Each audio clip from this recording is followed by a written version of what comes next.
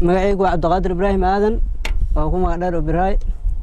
waxaan ii joogaa xarooyinka Dhadhaab ee gaar ahaan F1 alxamdulillah shukri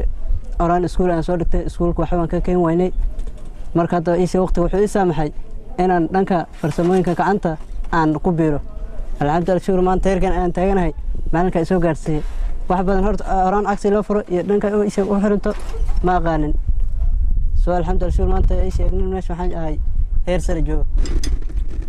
lugta hadda ma kaad furaysaa hadda furayso dhibaatooyinka kala kulantay maxay tahay maalinkii ugu horeysay lug aan furo banaha ayaa ii baxay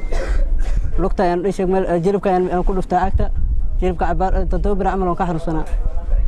alxamdulillah shukri wixii waan isbaran hadda oo kaas oo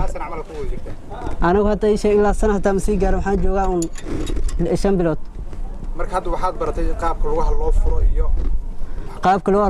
qaabka motorka maaragtay meesha lii tilmaamo oo la soo daada la dhaho aan meesha lii diro waan qabtaa maxaad u baahan tahay in laga caawiyo marka aniga hay'adaha samafalka waxaan ka codsanayaa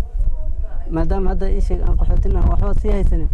oo dhalinyaro iska gargaartaan inay maaragtay biro iyo qalab wax nagu la saacideeyo hadda qalab nagu filmaysa hadda cagtu waad furtay qalabka ku dhameystay ayaan u maleynaa hadda wax naf lama sii hayno wax waa naga dhiman